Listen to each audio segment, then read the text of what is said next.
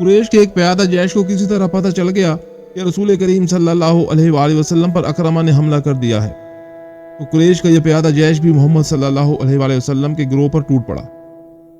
محمد صلی اللہ علیہ وآلہ وسلم کے اور آپ کے کسی ایک بھی ساتھی کے بچ نکلنے کا سوال ہی ختم ہو گیا تھا۔ محمد صلی اللہ علیہ وآلہ وسلم کے 30 ساتھیوں نے اور ان 2 خواتین نے جو آپ کے ساتھ تھیں آپ کے گرد گوشت پوست کی ایک دیوار کھڑی کر دی۔ خالد کو یاد آ رہا تھا کہ رسول اللہ صلی اللہ علیہ وآلہ وسلم جسمانی طاقت کے لحاظ سے بھی مشہور تھے۔ اس کا سب سے بڑا ثبوت یہ تھا کہ آپ نے عرب کے مانے ہوئے پہلوان رکانہ کو 3 بار اٹھا کر پٹکا تھا۔ اب میدان جنگ میں ان کے طاقت کے ایک اور مظاہرے کا وقت آ گیا تھا۔ گوشت پوست کی وہ دیوار جو آپ کے فدائین نے آپ کے ارد گرد کھڑی کر دی تھی، اسے محمد صلی اللہ علیہ وآلہ وسلم نے خود توڑا۔ آپ کے ہاتھ میں کمان تھی، ترکش میں تیر بھی تھے۔ اس وقت خالد مسلمانوں کے بڑے حصے میں الجھا ہوا تھا۔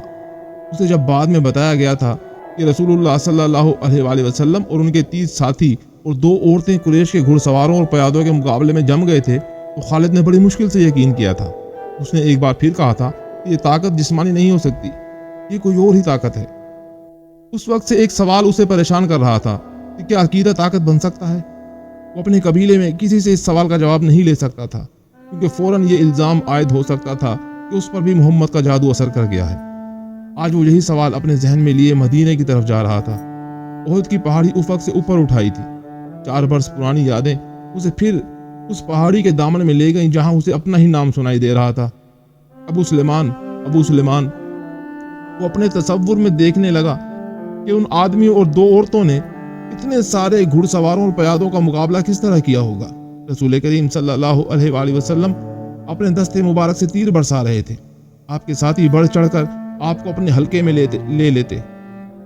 ایک مورخ مغازی کی تحریر کے مطابق آپ صلی اللہ علیہ وآلہ وسلم اپنے گرد حلقے کو بار بار توڑتے اور جدھر سے دشمن ان کی طرف بڑھتا اس پر تیر چلاتے۔ آپ کی جسمانی طاقت عام انسان کے مقابلے میں کہیں زیادہ تھی۔ آپ کمان کو اس قدر زور سے کھینچتے تھے کہ آپ کا چھوڑا ہوا تیر جس جسم میں لگتا تھا، تیر کی نوک اس جسم کے دوسری طرف نکل جاتی تھی۔ آپ نے اس قدر تیر چلائے تھے کہ تیر چلانے کے لیے آپ نے کمان کو کھینچا تو کمان ٹوٹ گئی۔ آپ نے اپنے ترکش میں بچے ہوئے تیر سعد بن ابی وقاص کو دے دیے۔ سعد بن ابی وقاص کے نشانے کا کوئی بھی مقابلہ نہیں کر سکتا تھا۔ خود آپ صلی اللہ علیہ وآلہ وسلم بھی سعد کے نشانے کو تسلیم کرتے تھے۔ ادھر مسلمان ابو سفیان اور خالد کے ہاتھوں کٹ رہے تھے اور خون کا آخری قطرہ بہہ جانے تک مقابلہ کر رہے تھے۔ ادھر آپ کے 30 فدائین اور 2 خواتین کی بے جگری کا یہ عالم تھا جیسے ان کے جسم نہیں ان کی روحیں لڑ رہی ہوں۔ مشہور مورخ طبری لکھتا ہے کہ ایک مسلمان نے بیک وقت 4 5 قریش کا مقابلہ کیا۔ ان کا کہنا تھا کہ قریش پیچھے ہٹ جاتے تھے یا ان پر حملہ کرنے والا اکیلا مسلمان زخموں سے چور ہو کر گر پڑتا۔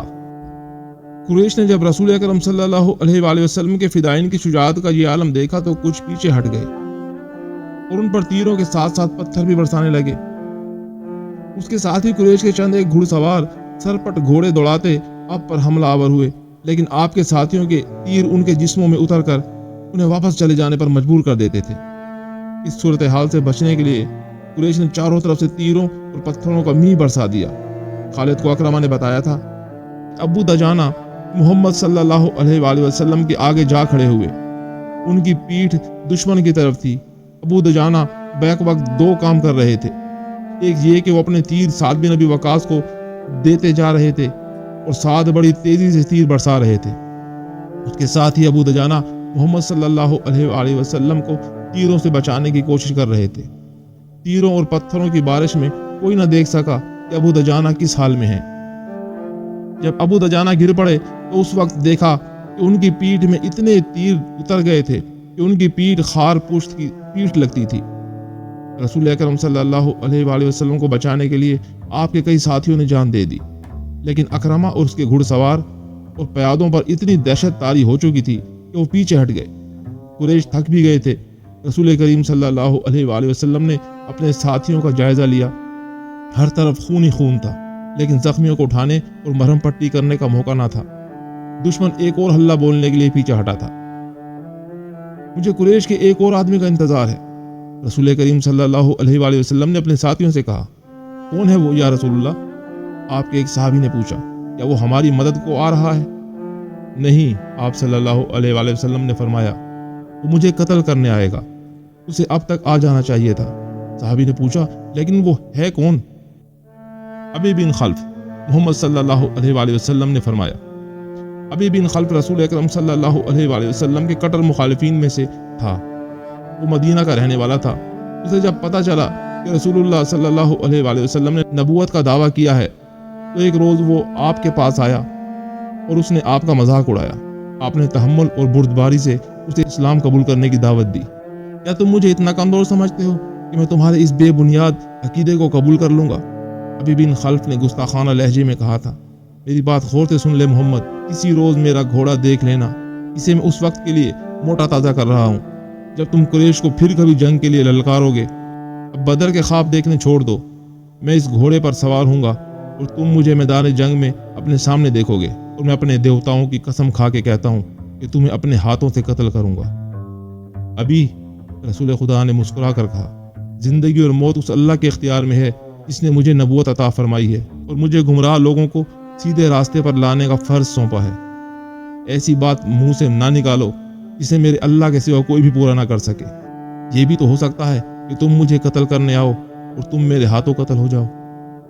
ابی بن خلف رسول اللہ صلی اللہ علیہ وآلہ وسلم کی اس بات پر طنزیہ ہنس پڑا اور ہنستا ہوا چلا گیا۔ اب احد کے معرکے میں محمد صلی اللہ علیہ وآلہ وسلم کو ابی بن خلف یاد آ گیا۔ جو ہی آپ نے اس کا نام لیا تو دور سے ایک گھوڑا سر پٹ دوڑتا آیا۔ سب نے ادھر دیکھا۔ میرے عزیز ساتھیوں، رسول کریم صلی اللہ علیہ وآلہ وسلم نے اپنے ساتھیوں سے کہا، مجھے کچھ ایسے لگ رہا ہے جیسے یہ سوار جو ہماری طرف بڑھتا آ رہا ہے ابھی ہی ہوگا۔ اگر وہ ابھی ہی ہوا تو اسے روکنا نہیں، اسے میرے سامنے اور میرے قریب آنے دینا۔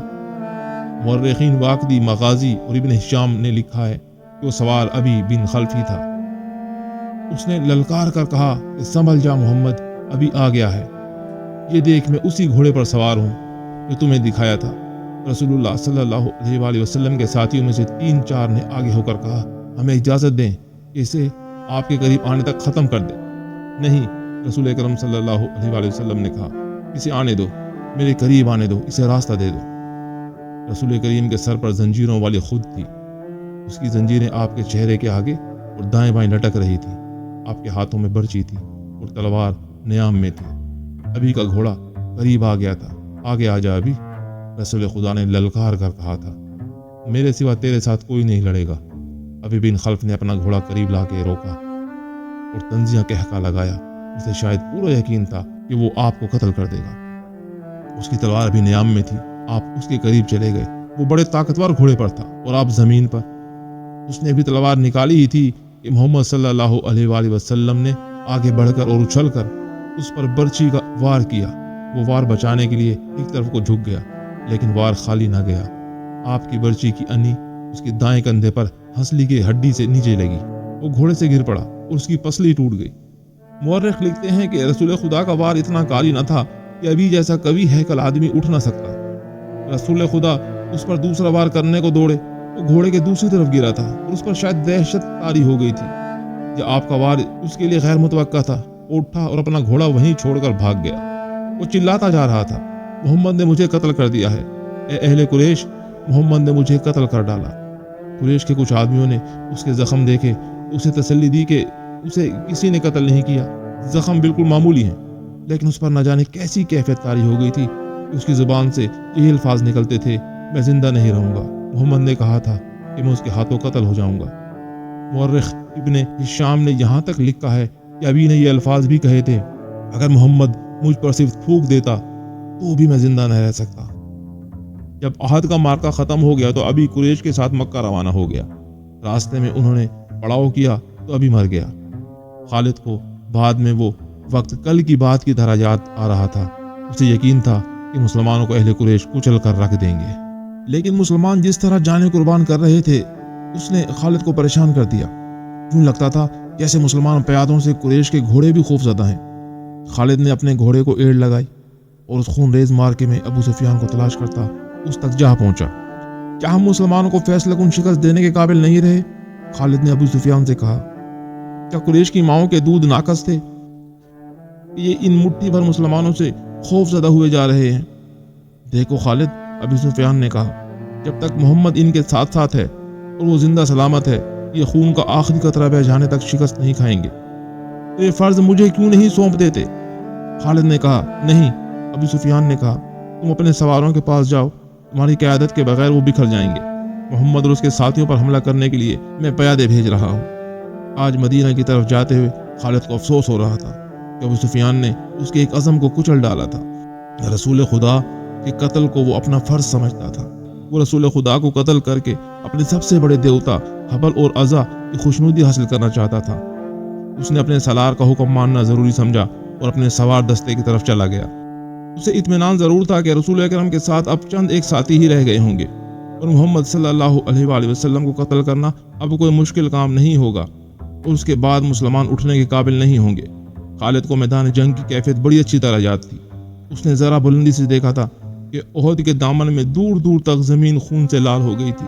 کہیں گھوڑے تڑپ رہے تھے اور کہیں خون میں نہائے ہوئے انسان کر رہے تھے۔